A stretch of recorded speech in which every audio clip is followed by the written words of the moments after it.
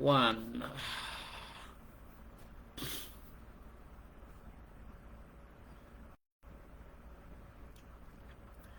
Shalom, shalom, aking mga kapatid sa pananampalataya. Ito na naman po yung kapatid ni Sir Roland na muli ay binibigyang pagkakataon ng ating rabay para magbigay po ng aral sa kanyang salita. At ang alam po natin, ano po, ang rabay po ay hindi nakakalimot magbigay sa atin ng aral para sa ikatitibay ng ating mga pananampalataya at sa lawak po ng kanyang asimblya. Lalo na po sa atin na palaging naghihintay ng aral at salita ng Ama para sa ating pang-araw-araw na buhay. Ito yung sinasabi nating pagkain ng ating mga kaluluwa. Dahil alam po natin na hindi lamang sa tinapay nabubuhay ang tao, kundi sa bawat salita ng Ama na ibinibigay sa atin sa pamamagitan po ng banal na Espiritu. Ano po? Kaya kung kayo po nakahanda na, ang lagi po nating sinasabi, ang maikling lapis ay mas mainam kaysa sa mahabang memorya. Hallelujah. Muli mga kapatid, talasasin po natin ang aral na ibinigay ng Rabay. Ito ay alam ko, patungkol ito sa atin. At kung dumating man po yung salita na maapakan pong ating mga paa, ang lagi po nating sinasabi, ano po, don't shoot the messenger. Ito po ay aral para sa atin. Hallelujah. Ang aral po ng ating rabay ay may kinalaman sa ating pang-araw-araw na buhay at sa ating paghihintay sa ipinangako sa atin. Dahil pamagat po ng rabay ay it does not compare. Hindi daw po maikukumpara. Now, alam po natin na may mga bagay na ipinangako ang Ama sa atin. At kung minsan, ano po, nakakalimutan natin itong mga bagay na ito. Kaya ito po maaari ay paalala ng rabay para sa atin na tayo po ay huwag makalimot doon sa ipinangako sa atin bilang isang nananampalataya. Dahil baka mabaling po sa ibang daan o sa ibang direksyon yung ating mga mata. At iba po yung makita na gusto natin sa buhay, mawala po sa atin yung ipinangako ng Ama. At ito po ay hindi dapat mangyari. Dahil ito po ay ipinangako lamang sa mga tunay at tapat na nananampalataya.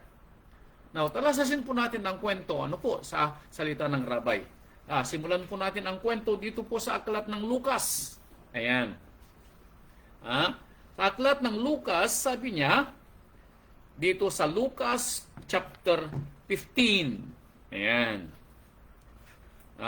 I'm sorry, Lucas chapter 12, should I say. Lucas chapter 12.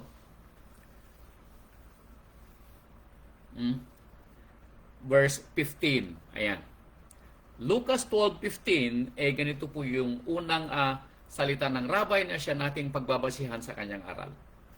Kung kayo po ay nakikinig, ano po, tayo po sana ay magkaroon ng pangunawa dahil ang aral ay para sa atin. Sabi niya dito sa Lucas chapter 12 verse 15, at sinabi ng rabay sa kanila, nung panahon ito ng rabay, sabi niya sa kanyang mga alagad na nakikinig, parang sa ating panahon, sa mga nakikinig, magmula sa akin na magbibigay ng aral mula sa rabay hanggang sa mga kapatiran po natin na nakikinig sa oras na ito hanggang sa mga susunod na araw. Sabi niya rito, mangagmasid kayo, sabi ng rabay, at kayo'y mag-ingat sa lahat ng kasakiman. Sabi niya, saan daw tayo mag-ingat? Sa lahat ng kasakiman. Greed. Alam nyo, lagi nating sinasabi sa wikang Pilipino, anuman po ang lahat na sobra ay masama. Ano po? Dahil kapag ito po ay nagiging sobra, ito po ay nagiging greed, kasakiman. Now, tandaan po natin ng kwento, ibinigay sa atin ng 6 na araw, yung pang-7 ay para kay Amang Yahweh. Isinulat sa atin na hindi lamang sa tinapay nabubuhay ang tao, kundi sa bawat salita ng ating Ama na nagmumula sa kanyang bibig na ibinibigay sa atin. Now, ito ba'y nakakalimutan natin kung minsan? Na pati ba araw ng pamamahinga ay ginagamit natin sa paghahanap buhay? Pati ba yung pagkain natin sa kanyang salita ay nakakalimutan natin at wala tayong panahon sa loob ng 7 araw? Kung may mga pagkakataon na tayo po hindi nakakapunta sa mga ating mga asemblya, sa ating mga kapilya, Sana naman kapatid, magkaroon ka ng panahon na makinig sa aral. Dahil ang aral po ng rabbi ay hindi po siya nakakalimot na ibigay sa atin. Kaya wala tayong excuse. Ano po?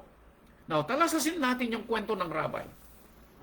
Sabi niya dito sa verse 16, at nagsaysay ang rabbi ng isang talinghaga na sinasabi. Ito yung talinghaga niya. Sana makuha natin yung punto. Sabi niya, ang lupa ng isang taong mayaman ay namumunga ng sagana. Meron daw isang taong mayaman. At ang kanyang mga pag-aari, marami. Verse 17, at sinabi ng mayaman sa kanyang sarili, ano ang gagawin ko sapagkat wala akong mapaglalagyan ng aking mga inaning bunga? So dumating yung punto na yung mayaman ay halos wala na siyang paglagyan ng kanyang kayamanan. Hindi niya alam kung saan dadalhin. Kaya sabi niya, itong gagawin ko. Igigiba ko ang aking mga bangan at gagawa ako ng lalong malalaki at doon ko ilalagay ang lahat ng aking butil at ang aking mga pag-aari. So sabi niya, maghahanap ako ng paraan para ito'y maitago. Para ito'y maitago para kanino? Para sa kanyang sarili. Verse 19, at sasabihin ko sa aking kaluluwa, sabi niya, marami ka ng pag-aaring nakakamalig para sa maraming taon. Anong sabi doon sa kanyang kaluluwa? Magpahingalay ka, kumain ka, uminom ka, at matuwa ka. Ito daw po yung sinabi ng taong mayaman. Now, hindi ba ganito rin yung ating gustong mangyari sa buhay? Karamihan sa atin na naghahanap buhay para saan? Para pag dumating yung panahon na tayo po'y nakaipon, anong gagawin po natin? Tayo po'y magre-rest, magre-retire. Ayan. Kaya karamihan dito, alam nyo, karamihan dito sa Amerika, work hanggang may kalakasan ka. Para kapag may nakaipon ka na, sitting pretty ka. Now, alam po niyo, walang masama doon Wala pong masama doon dahil gusto nating makaipon at makapagpahinga. Bakit hindi? Pero ang punto, sa ating paghahanap buhay, doon natin nakakalimutan yung pangako. Nakakalimutan natin na may parte si Amang Yahweh sa ating pang-araw-araw na buhay. Nakakalimutan natin na may parte ang gawain ng Ama sa ating mga napagkakakitaan.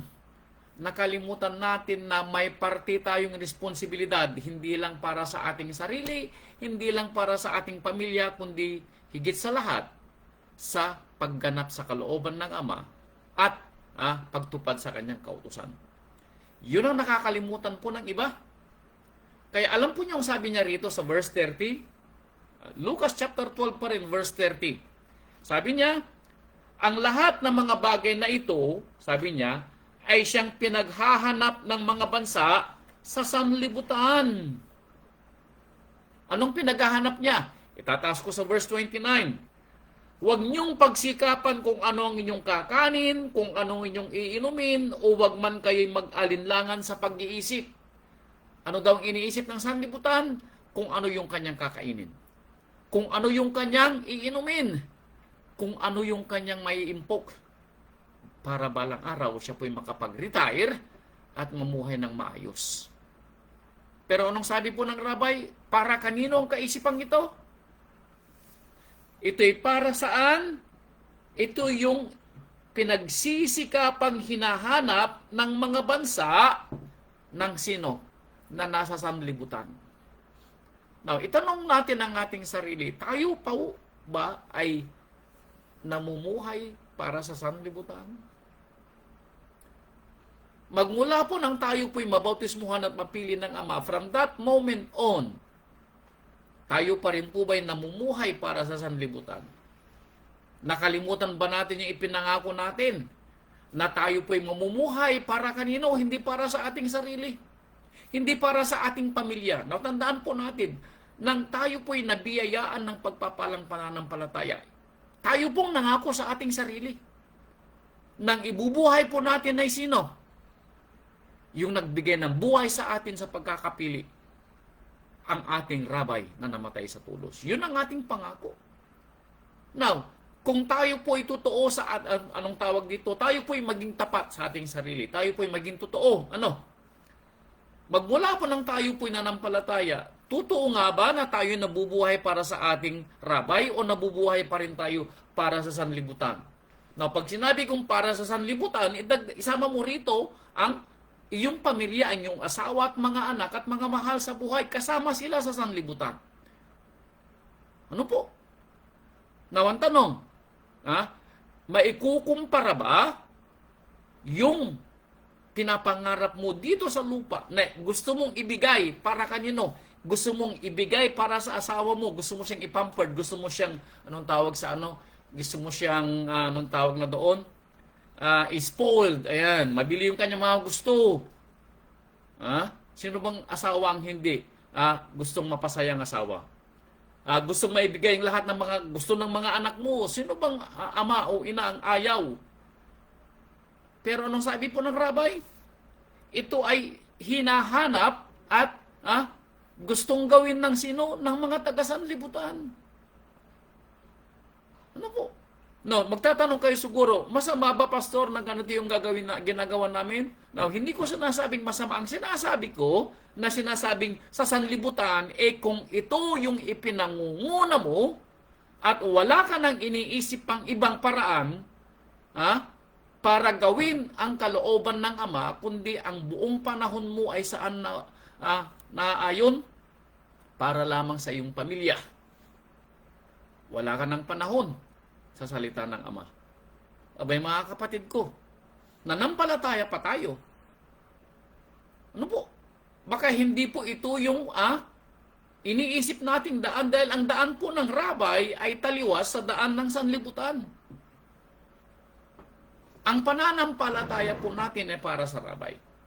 Lahat ng ating mga iniisip at mga gagawin, sana ay mauuna ang rabay. Yun ang dapat nating isipin. Bakit?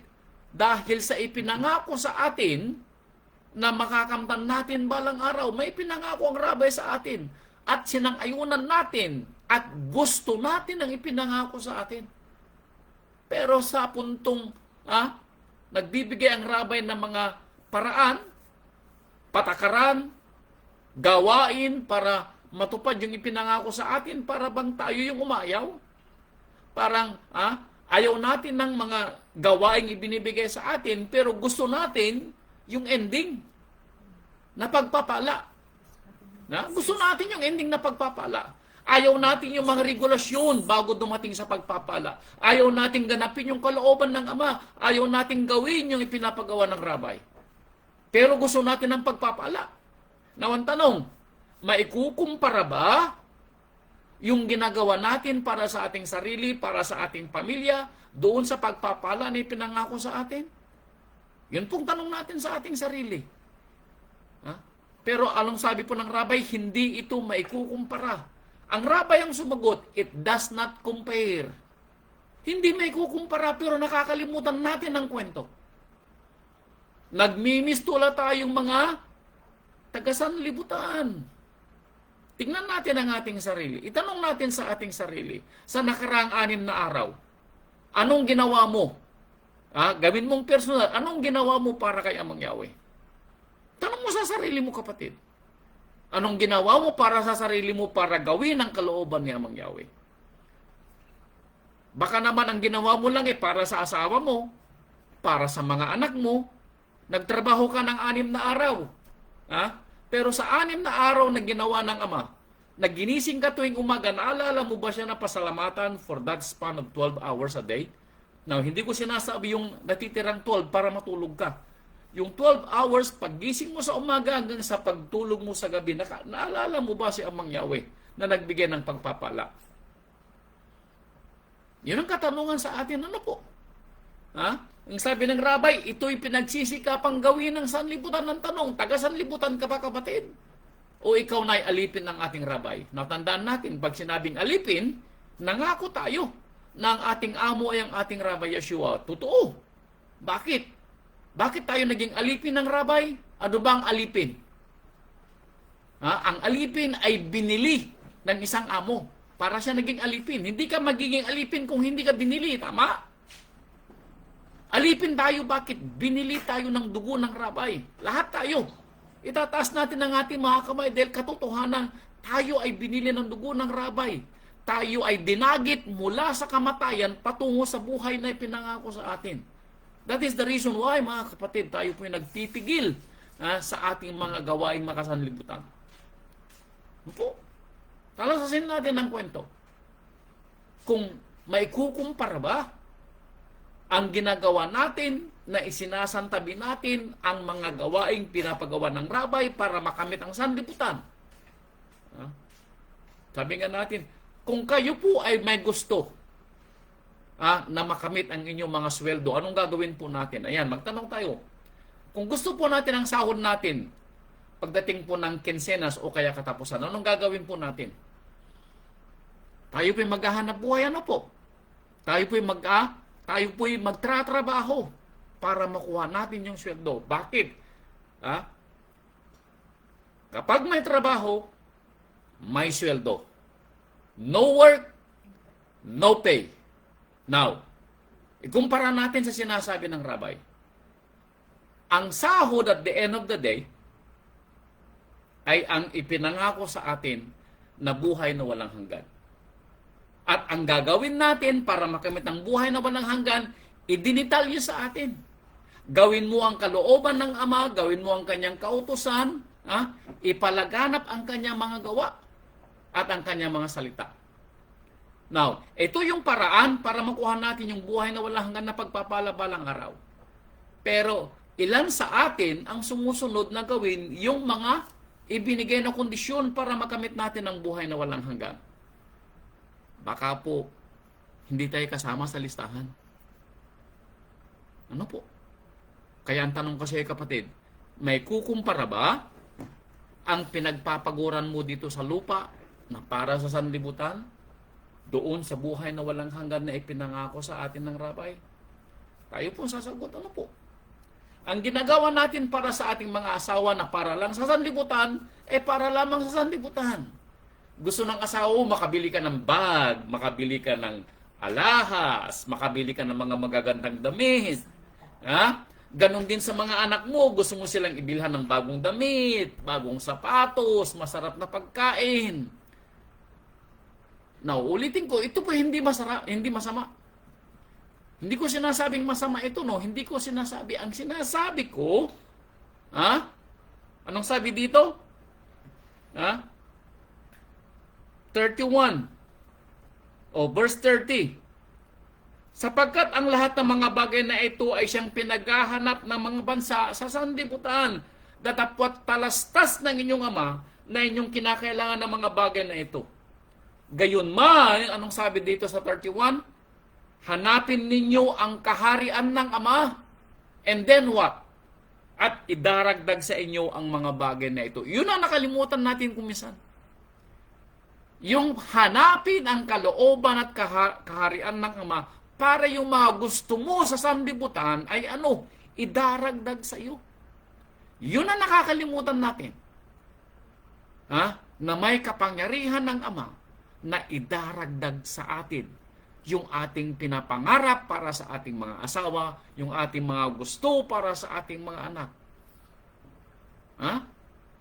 Ang tanong, tayo po ba ay tunay at tapat na nananampalataya? Naniniwala ba tayo kung gaano kapangyarihan si Amang Yahweh? Naniniwala ba tayo kung gaano nagagawa ni Amang Yahweh ang imposible sa posible? Dahil kung hindi po, mga kapatid ko, kulang tayo sa pagtitiwala.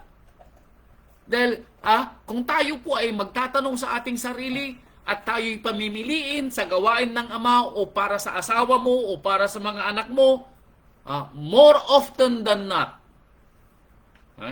itaga natin yan sa buto, more often than not, mas marami. Alam nyo kung ano pong pipiliin natin? Yung para sa asawa, yung para sa mga anak.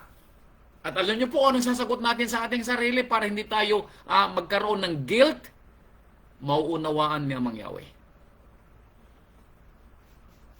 Bay kapatid ko, sana nga, ay maunawaan ni Amang Yahweh na inuuna natin ang ating mga asawa, ang ating mga anak, at ang gawain sa sanlibutan bago siya. Pero matagal na po tayo sa pag-aaral, ano po? Hindi kikilalanin ni Amang Yahweh ang lingkod. Anong sinasabi niya? Ang sino mang magmahal sa kanyang asawa, sa kanyang mga anak, sa kanyang mga magulang, sa lahat ng kanyang mga pag-aari, at sa lahat ng mga bagay na nasa sanlibutan, na alin? Nang higit kaysa sa ating rabay. Anong sabi ng rabay? Hindi siya karapat-dapat na maging alagad ng rabay. Now, hindi ba natin ito naaalalang aral?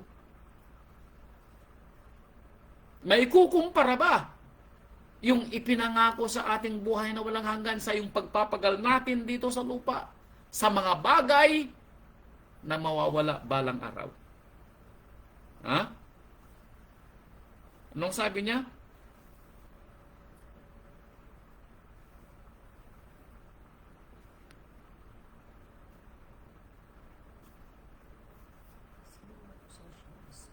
Ha? Anong sabi niya dito? Itataas ko sa verse 20. Verse 20 ng chapter 12. Doon sa summary ng binatang mayaman. Nung sinabi niya sa kanyang sarili, kaluluwa, kaluluwa, magpahinga ka. Marami ka ng pag-aari. Mamumuhay ka ng matagal.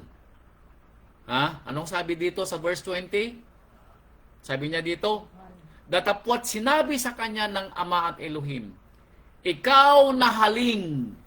Ano po yung haling? Hangal. Anong ibig sabihin ng hangal?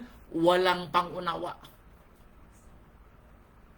Ikaw daw na hangal, na gumagawa lamang sa gawa ng sanlibutan at ang iniisip mo ay para lang sa sarili mo at sa buhay na ito. Anong sabi daw ng Ama sa iyo? Hangal.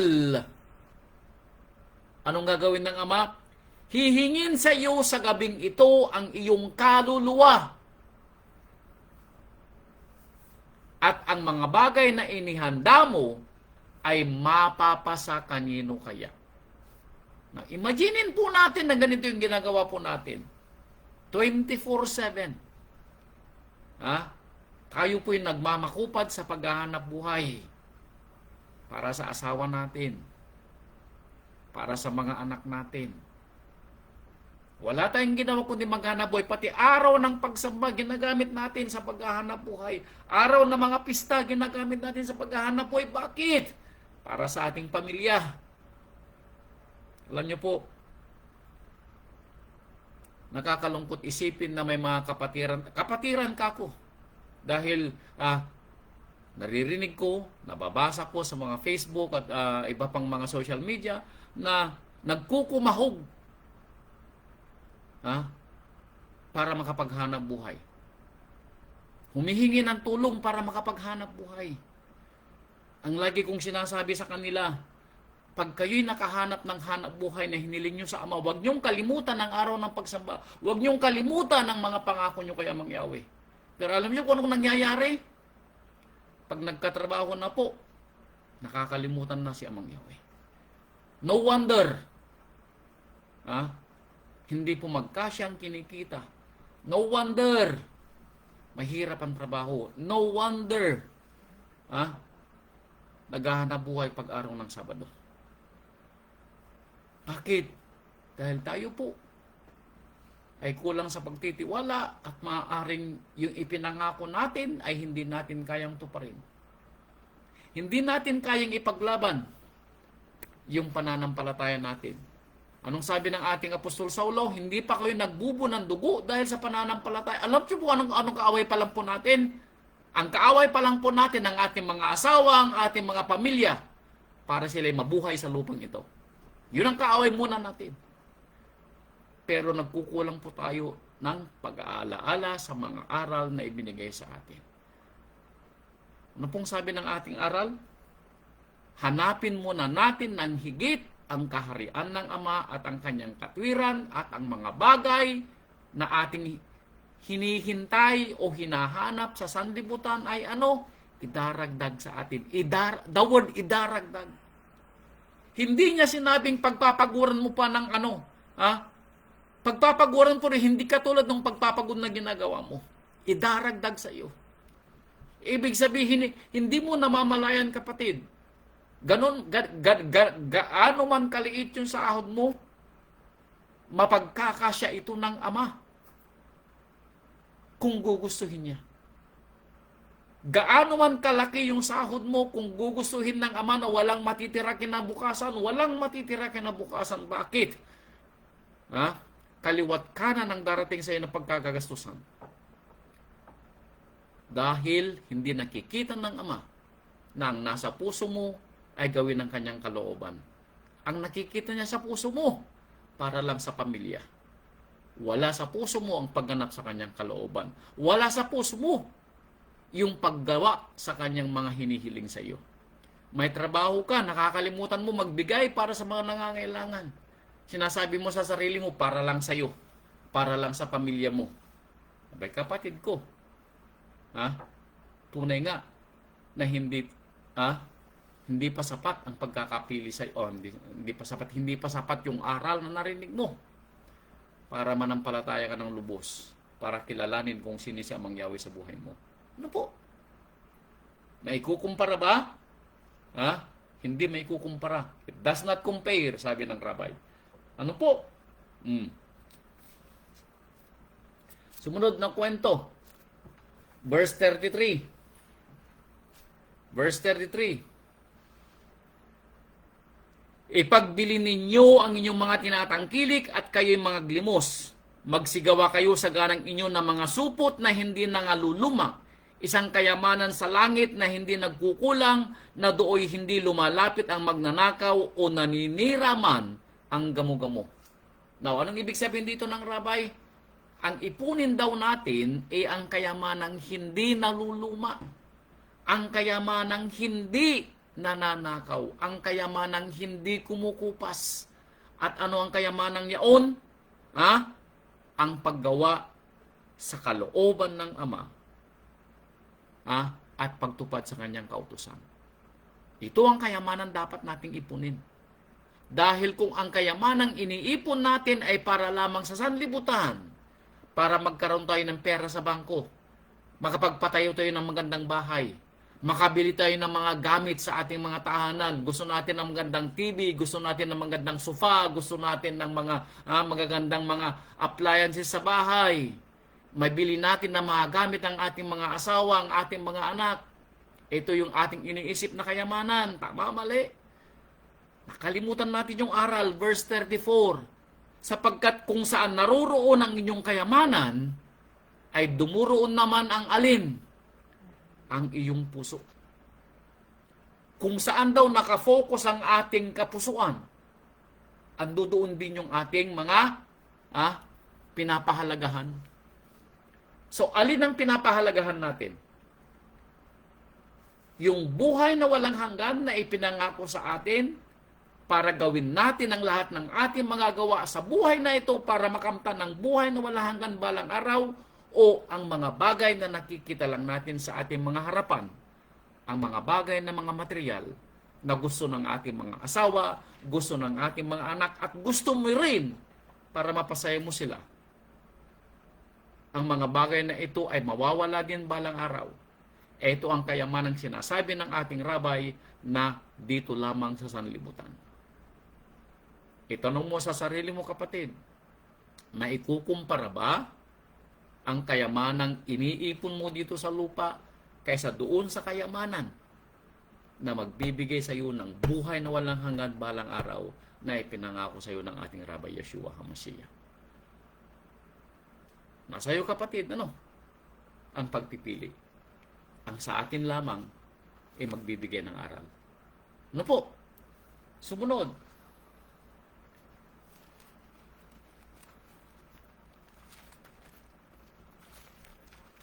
Mateo chapter 11 verse 28. Mateo chapter 11 verse 28.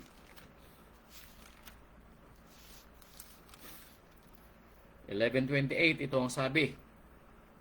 Magsiparito kayo sa akin, kayong lahat na nangapapagal at nangabibigat ang lubha, at kayo'y aking pagpapahingahin. Now, ang tinatanong ng rabbi ay, hindi pa ba kayo pagod sa paggawa sa sanlibutan? Hindi pa ba kayo pagod sa paghahanap sa kayamanan ng sanlibutan? Hindi pa ba kayo pagod sa mga ganitong mga kayamanang nawawala? We chase, hinahabol natin. Anong tawag dito? Nagkukumahog tayo para lang makamtan ng sanlibutan.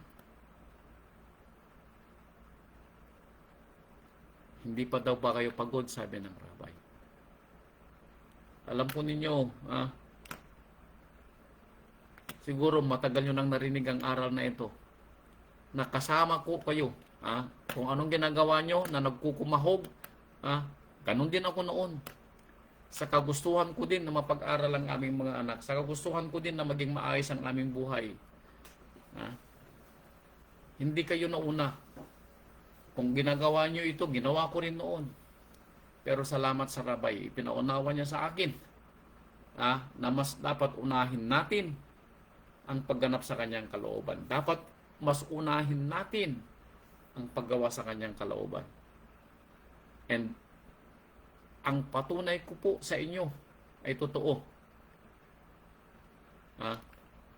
Ginampanan po ng rabbi, tinupad po ng rabbi, should I say, ginampanan ng rabbi ang kanyang ipinangako. Tinupad niya ang kanyang pangako na hindi niya tayo pababayaan kung hahanapin muna natin higit ang kanyang kaharian at ang kanyang kalooban. Idaragdag sa atin yung ating mga hiningi. Ano po? Nangyari po ito sa amin para sa aming mga anak. Nangyari po sa amin dito sa aming buhay. Dahil kami po ay natuto sa aral ng rabbi.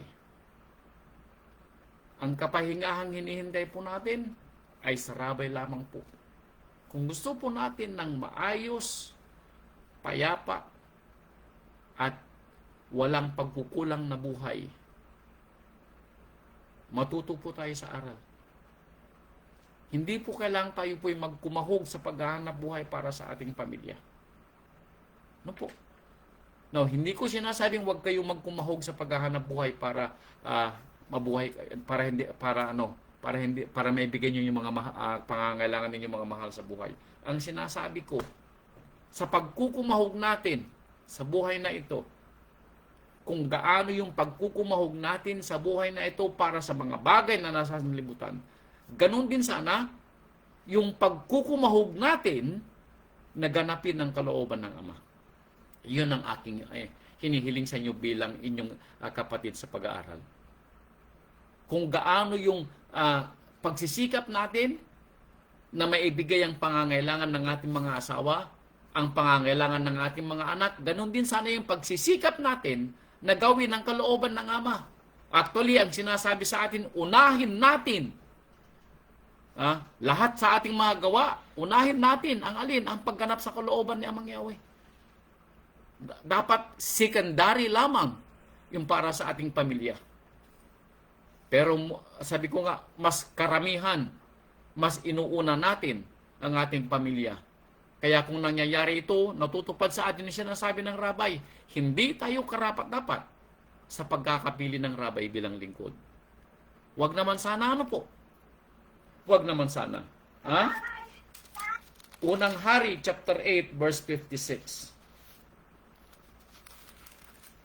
Unang Hari, chapter 8, verse 56. Unang Hari, chapter 8, verse 56. Ito pa ang dagdag.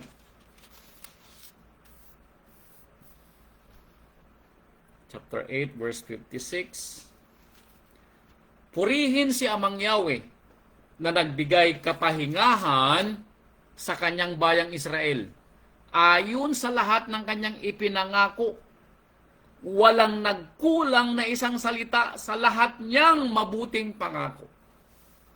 Nung sabi niya, purihin si Amang Yahweh, sabi niya, dahil sa mga ipinangako niya sa bayang Israel, wala pong nagkulang.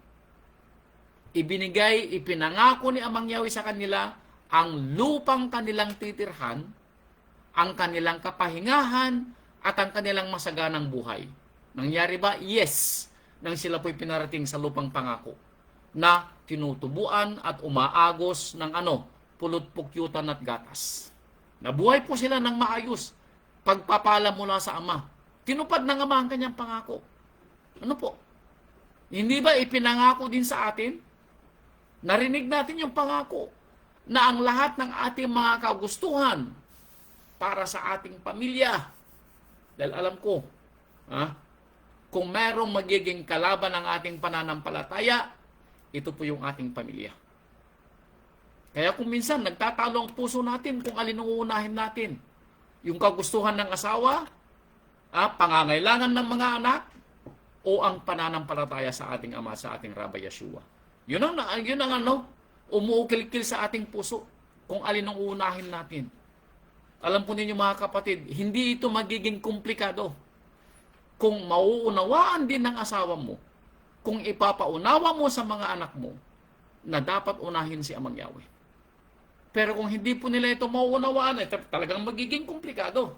Mag-aaway kayo ng asawa mo. Abay kapatid ko, mali ang pagkakapili mo sa asawa mo. O sasabihin kong mali ang aral na naibibigay mo sa asawa mo. Ano po? Matuto po tayo sa aral. Dahil sa isang mag-asawa, sa isang pamilya, dapat kayo po'y magkasundo. Ano po? Magkasundo.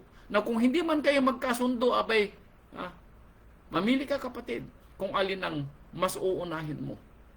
Alam ko, mahirap at komplikado kung hindi kayo para magkakasundo. Pero at the end of the day, mamimili ka kapatid ko. Mamimili ka kapatid ko. Kaya nga, sa pagpipili natin sa mga mag-aasawa, ang lagi po nating isinesermon, mamili ka, piliin mo, hilingin mo sa Ama yung mapapangasawa mo.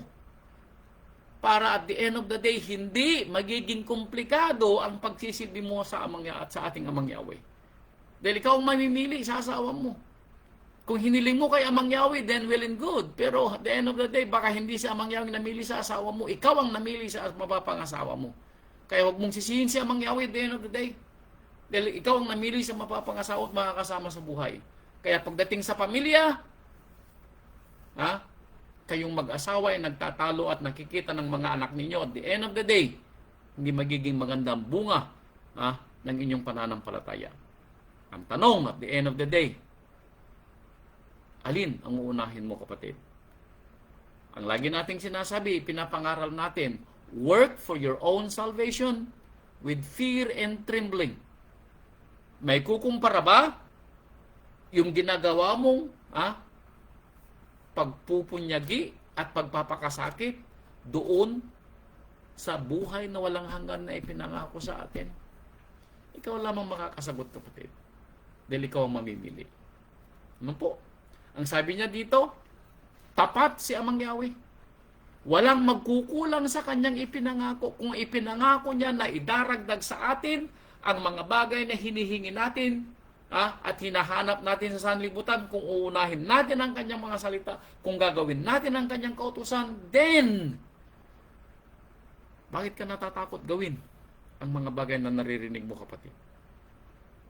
Bakit hanggang ngayon mas matimbang ang paggawa mo sa sanlibutan kaysa sa paggawa mo sa mga salita ng Ama na ipinangako sa iyo na magbibigay ng pagpapala? Ano po? Tapat si Amang Yahweh, sabi niya. Tapat si Amang Yahweh. Ano po? Salmo chapter 105 verse 42. Ito pa ang patunay kung sino sa Amang Yahweh. Psalm 105 verse 42.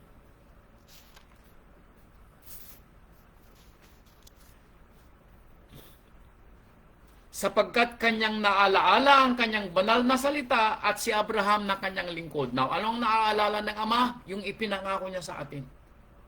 At yung pagkakapili kay Abraham. Now, kung naaalala niya si Abraham sa pagkakapili, ganun din tayo nang pinili niya tayong manampalataya. Now, tandaan mo kapatid, sa lugar na kinatitirhan mo, Mabibilang ba sa daliri ang katulad mong nananampalataya? Yes. Therefore, pinili ka, kapatid. Sa lahat ng mga tao sa lugar mo, pinili ka. Kaya ikaw ay lingkod ng Ama. Kung sa panahon ni Abraham na pinili din siya out of his kinsfolk, mula sa kanyang mga angkan, mula sa kanyang mga mahal sa buhay, mula sa kanyang mga kamag-anakan, si Abraham lamang pong pinili sa sambahayan ng kanyang ama. Si Abraham lamang pong pinili niya. Sa lugar mo din, ikaw din ang pinili.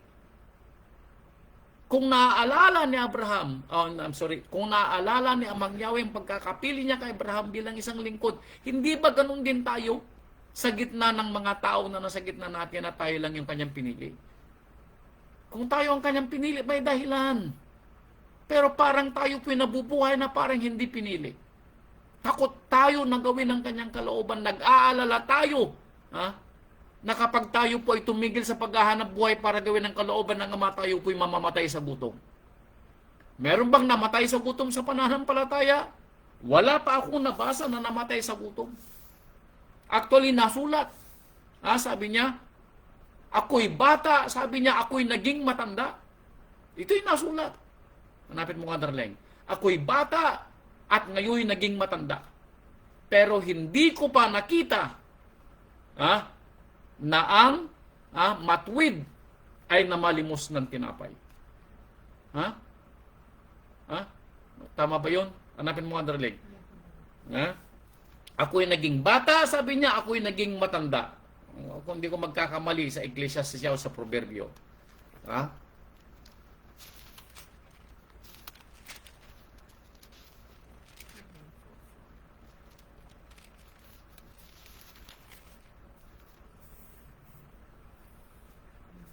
Hanapin po natin para mas maging maliwanag po yung aral ng rabbi.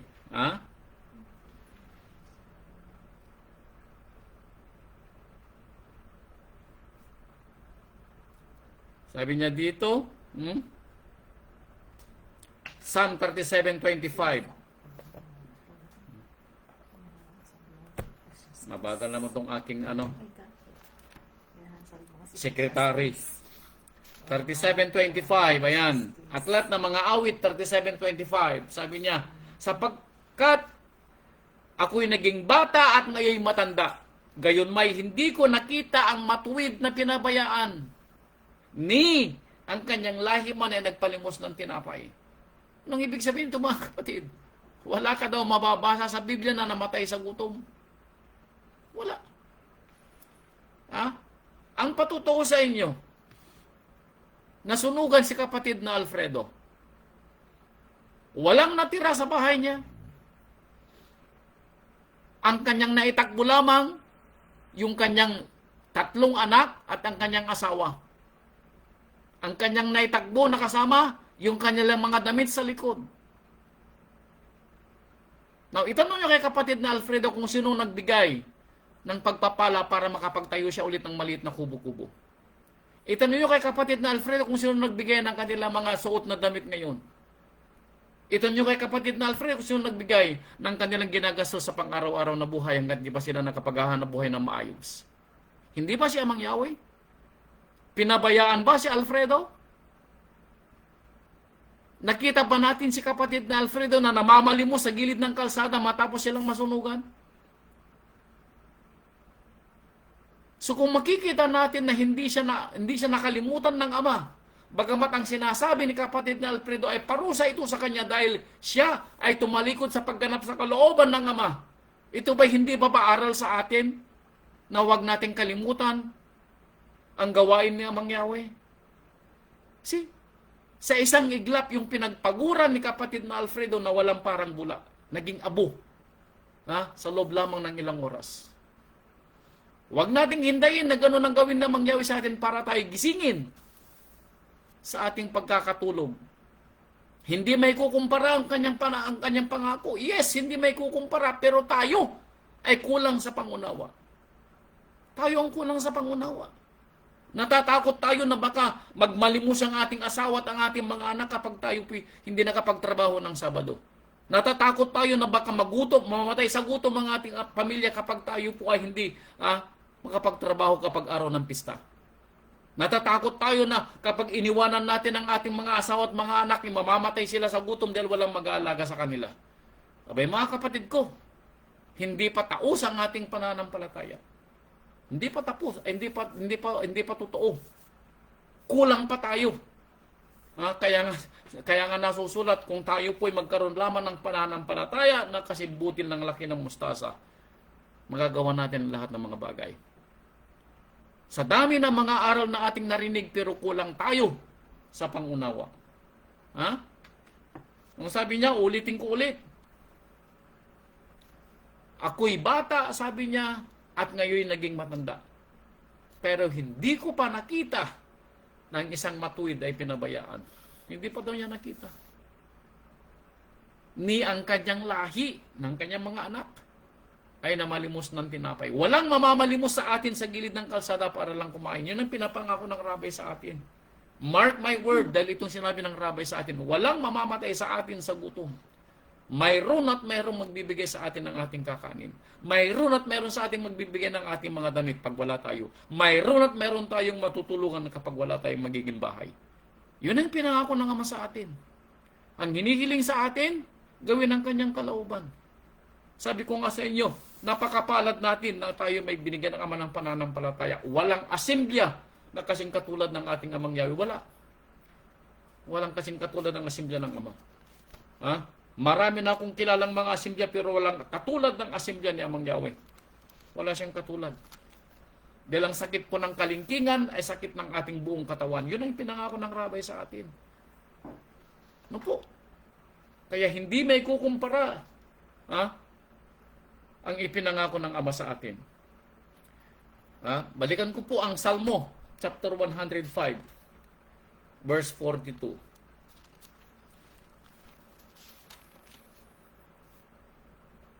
Sapagkat kanyang naalala ang kanyang banal na salita at si Abraham na kanyang lingkod. Ganon din sa atin kapatid. Inaalala niya tayo? Yes.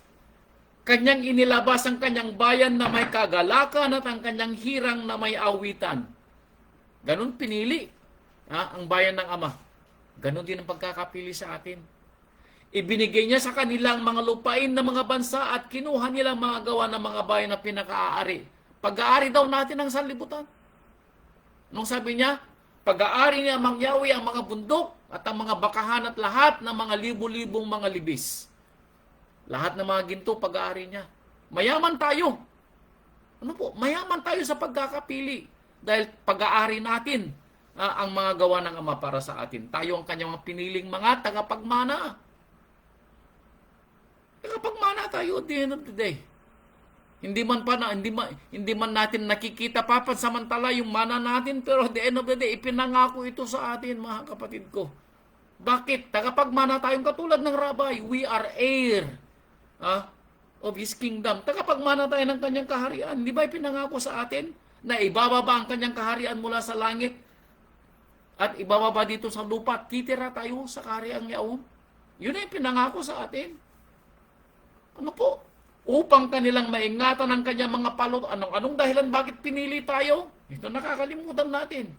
Pinili si Abraham para ingatan ang salita ng Ama. Pinili din ang kanyang bayang Israel para ingatan ang kanyang mga salita.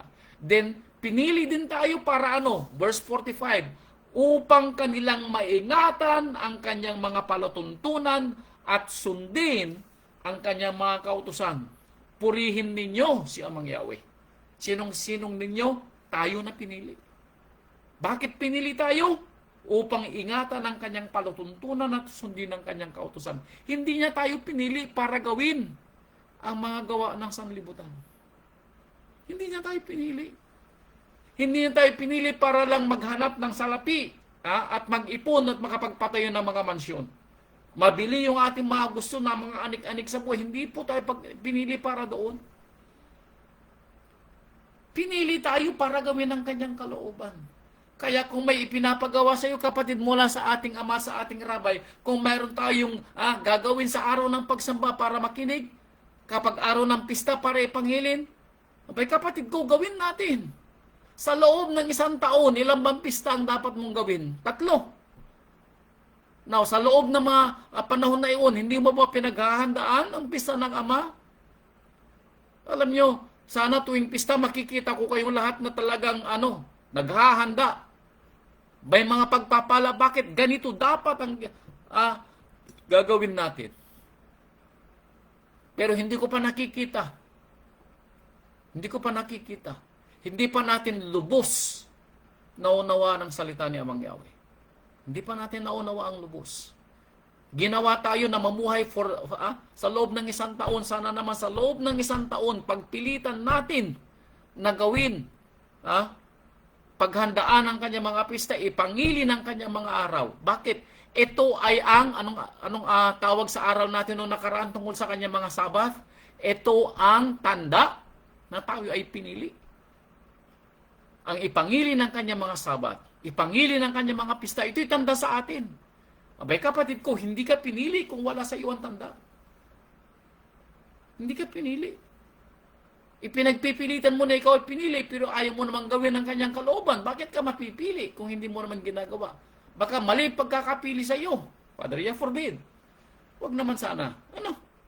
Pero kung pinili ka, abay, gumanap ka bilang isang pinili. Gumanap ka bilang isang pinili. Hindi lang sinasabi sa salita. Ginagawa ito sa gawa. Ano po? Aklat na mga Gawa, chapter 2, verse 33. Aklat na mga Gawa, chapter 2, verse 33. Ito padagdag ng Rabay. Gawa, chapter 2, verse 33. Palibhasa nga'y pinangaral o palibhasa nga'y pinarangal ng kanang-kanang palibhasa nga'y pinarangal ng kanang kamay ng Ama at tinanggap na sa Ama ang pangako ng banal na Espiritu ay ibinuhos niya ito na inyong nakikita at naririnig. Now, ito yung ipinangako ng Rabay nung siya ay papakyat na sa langit na sinabing kanyang ipapadalang comforter, tagapagpalubag. Ito yung tulong na ibinigay ng Rabay habang tayo pa po'y narito sa lupa. Ang kanyang comforter, ang banal na Espiritu na siyang gumagabay sa atin. Kaya tayo po ay mapalad. Siya na ang nagbigay ng ating pananampalataya. Siya pa yung nagpadala ng banal na Espiritu para tulungan tayo na gawin ang kanyang kalooban. Pero may mga pagkakataon, sinisikil natin ang banal na Espiritu. We quench the Holy Spirit. Tayo ang sumisikil. Hindi ang asawa natin, hindi ang pamilya natin, tayo ang sumisikil sa banal na Espiritu. Umaayaw tayo sa kanyang bulong. Kinokontra natin ang kanyang mga sinasabi.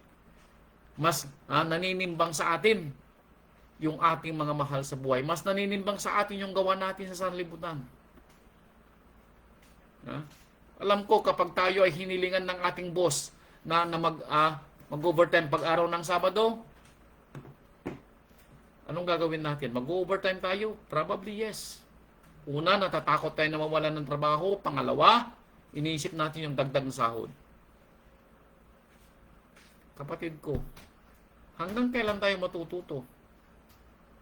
Ano po? Hanggang kailan tayo matututo kapag kapag tayo na po ay matanda na at wala ng panahon para gawin ang mga bagay na ito para ipaglaban ang ating pananampalataya. Natatakot tayo. Bay kapatid ko, kung natatakot ka na mawalan ng trabaho, hindi ka ba natatakot sa salita ng Ama na ihihiwalay sa atin ang ipinangako dahil sa ating pagtalikod sa kanyang mga salita? Pwede ba nating i-reason out balang araw, sa araw ng paghuhukom? Amang Yahweh, kala ko naintindihan mo, alam mo naman na may pamilya ako, alam mo naman Amang Yahweh na may asawa ako, alam mo naman Amang Yahweh na ako'y may trabaho para sa mga anak ko. Pwede bang i-reason out yon? I believe hindi. I believe hindi. Ano po? Verse 39, ibababa ko sa verse 39 ng chapter 2 pa rin. sapagkat sa inyo ang pangako at sa inyong mga anak at sa lahat ng mga nasa malayo, maging ilan man ang tawagin ni Amang Yahweh nating Ama sa Kanya. Anong ipinangako sa atin? Ang gabay ng banal na Espiritu para tayo ay makarating sa ipinangakong buhay na walang hanggan na ibibigay sa atin ng ating kakamtin. Para daw kanino? Hindi lang para sa atin, para din sa ating mga anak. Now, alin ang ipapamana mo sa iyong mga anak, kapatid, na mas mahalaga? Ang anik-anik na pinagpapaguran mong makamtan, ang bahay na itatayo mo balang araw para magkaroon ka ng mansyon, ang pera mo sa bangko, ang mga gamit sa inyong tahanan, ang mga damit, ang mga alahas, sasabihin mo, iiwan mo ito sa mga anak mo. O ang buhay na walang hanggan na ipapamana rin sa kanila dahil sa aral na ibibigay mo. Mamili ka, kapatid. It does not compare. Hindi ito may kukumpara. Hindi ito may kukumpara. Ano po? Hindi ito may kukumpara.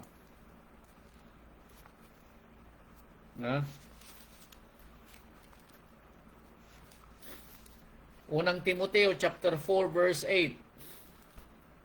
Unang Timoteo chapter 4 verse 8. Unang Timoteo chapter 4 verse 8. Ito.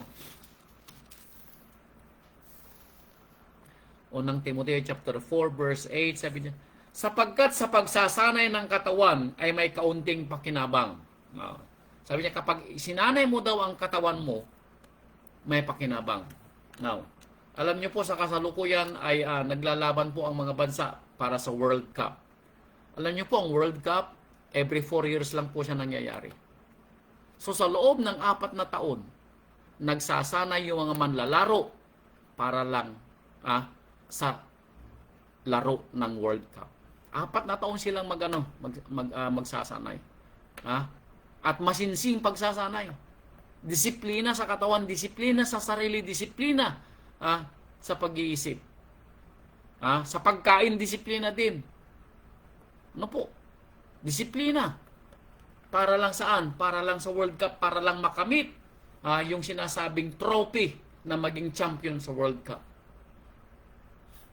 Now, kung ang mga players na ito ay nagsasanay for 4 years para lang makasama doon sa World Cup at manalo, makakuha ng trophy. Pinagsisikapan nila, sinasanay nilang kanilang katawan, dinidisiplina ang kanilang kaisipan para lang sa isang premyo na hindi naman nila madadala sa kanilang kamatayan. How much more kaya doon sa buhay na walang hanggan? Ulitin ko nga, gusto natin ang buhay na walang hanggan pero ayaw nating magsanay. Anong pagsasanay gagawin natin? Gawin ang kalooban ng Ama. Alam nyo pa, pag nasanay na po ang ating kaisipan, Biyernes pa lamang po ng hapon, automatic na. Kapag naturuan natin ang ating mga anak, yung mga anak natin mismo magsasabi, Papa, Mama, lumubog na yung araw, Biyernes na po, Sabat na. Alam nyo, si kapatid na Teresa, si kapatid na Alex, laging nagpapatunay, nagpapatutuo yung kanilang mga apong nagsasabi. Biyernes na. Alam nyo, yung dalaga naming sinatali noon, nung nag-aaral pa po siya sa high school ba? Elementary, high school, hanggang sa college, siya ang nagpapaalala, today is Sabbath, Daddy. Today is Sabbath, Mommy. See, kapag naturuan nating mabuti ang ating mga anak, sila magsasabi na Sabbath na. Ano po? Sila magsasabi na Sabbath na. Kaya sabi dito ni Saulo kay Timoteo, ang pagsasanay sa katawan ay may kaunting pakinabang. Ngunit, anong sabi? Ang kabanalang sa lahat ng mga bagay ay pinakikinabangan na may pangako sa buhay na ito at sa darating. Pero ang kabanalan sa mga bagay, meaning sa pagsunod sa kalooban ng Ama, sabi niya ay may pakinabang saan? Sa buhay na ito at sa darating. This life and after this life. Yun ang ipinangako ng ating Rabay. Sa buhay na ito, dito pa lamang sa lupa, makakamtan na natin yung pagpapala. Yes! Makakamtan natin. Sabi ko nga sa inyo, Ang ipinangako sa atin, hindi tayo mamamatay sa gutom. Ang ipinangako sa atin, mayroon tayong amang tatawagan sa oras ng pangangailangan. Ang ipinangako sa atin, may asimblya tayo na ating matatagpuan sa oras ng ating mga kagipitan. Tanong niyo sa mga kapatiran natin, hindi sila pinabayaan ng Ama. Walang pinapabayaan sa atin. Lahat tayo pinagpapala, one way or the other. Ano po? One way or the other. Ha? Now, ito yung mga sinasabi sa inyo ng ating rabbi para tayo po ay magising sa pagkakatulog para malaman natin kung alin ang mas mahalaga. Ha? Ang ginagawa natin sa sanlibutan para sa ating sarili at sa ating pamilya o ang buhay na walang hanggan na pinangako sa atin kung gagawin natin ang kalooban niya mang Yahweh. Ha? Tayo po ay matuto. Ha? Sa aral na ibinibigay sa atin. Hebrew chapter 4 verse 1. Hebrew chapter 4 verse 1.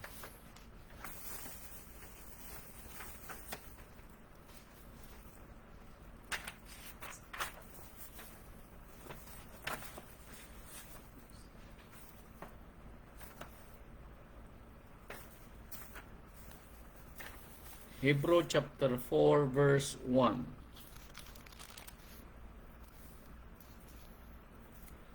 Mga takot nga tayo, yamang may iniwang pangako ng pagpasok sa kanyang kapahingahan, baka sakaling sino man sa inyo ay maging tulad sa dinakaabot niyaon. Matakot daw tayo. Bakit? Alam natin ang kwento. Maraming hindi nakaabot sa panahon ng mga Israelita. Now, ipinangako sa kanila nang sila po'y dalhin mula sa Ehipto, na sila'y dadalhin saan? Sa lupang pangako. Tama? Yes. Pero ilan po sa kanila ang nakarating sa lupang pangako doon sa mga pinangakuan?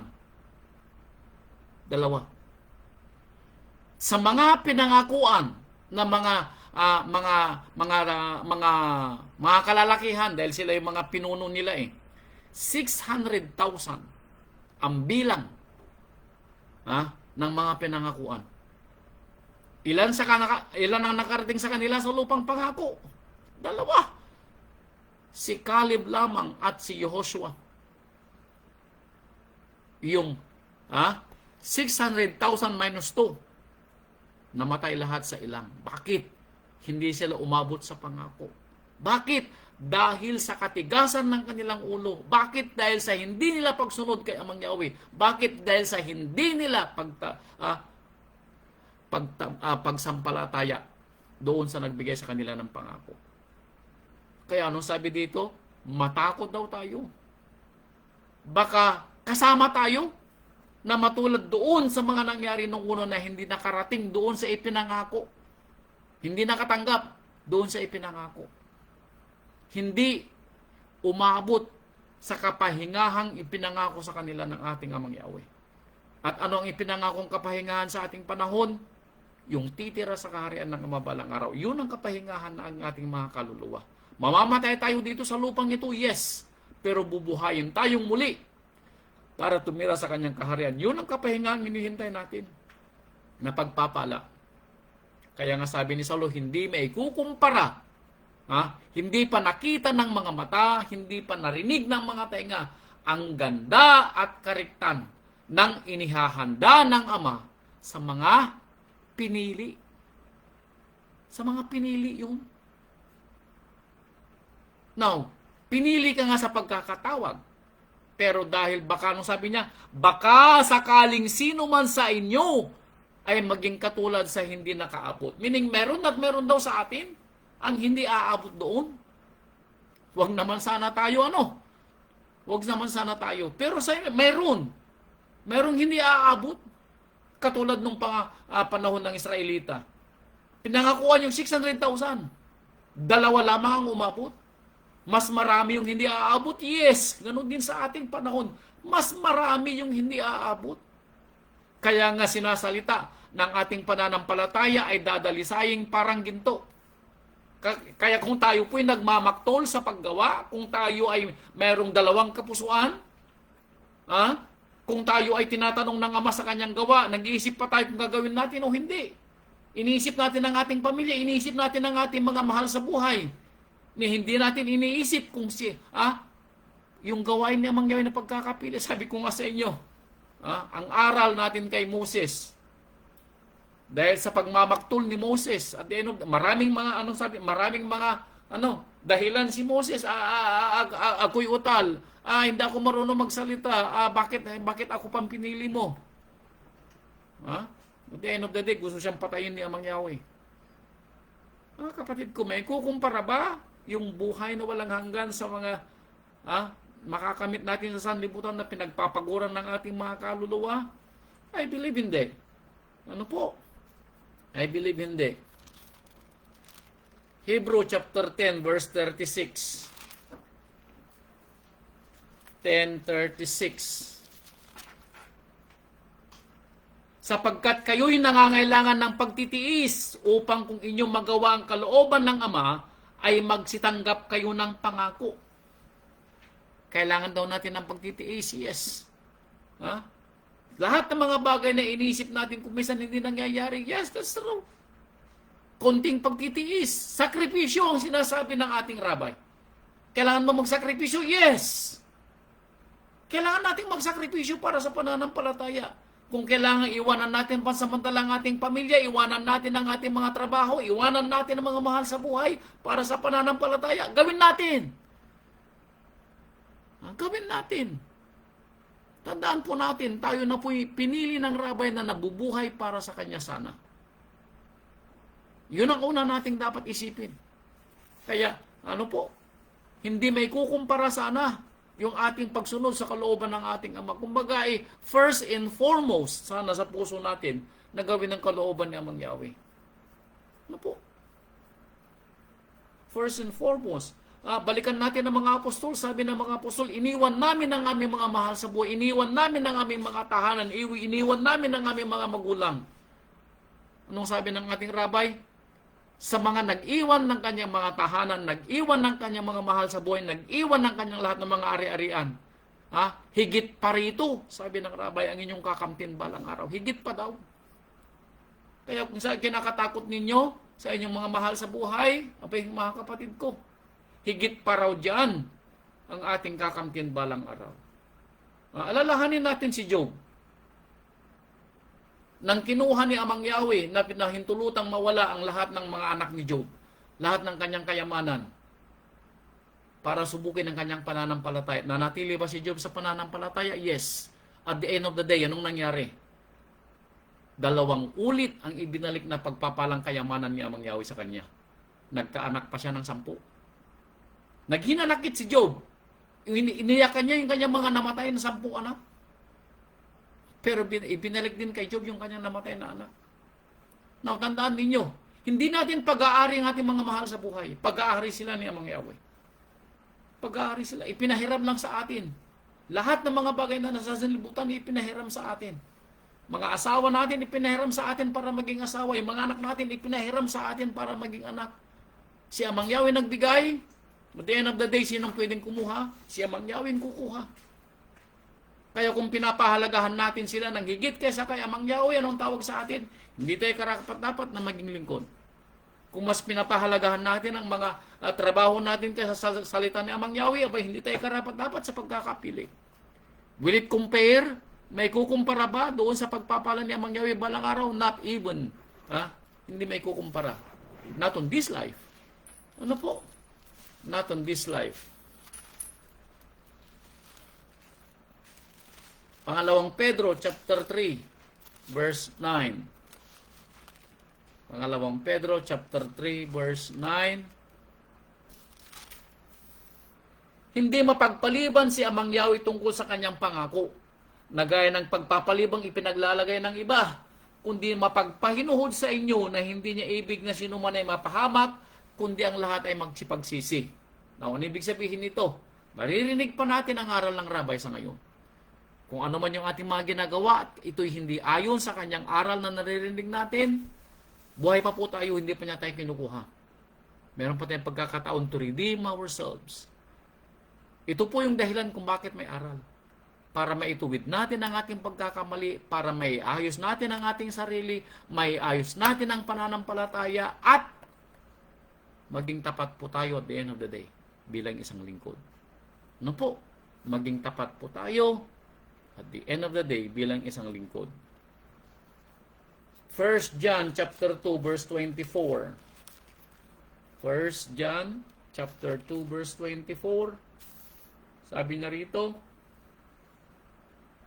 tungkol sa inyo, sa mga nakikinig, sa mga kapatid na pinili, tungkol sa inyo, sabi ni John, manahan sa inyo ang inyong narinig buhat ng pasimula. Anong manahan? Manatili daw sa atin. Maalala natin yung mga aral na narinig natin.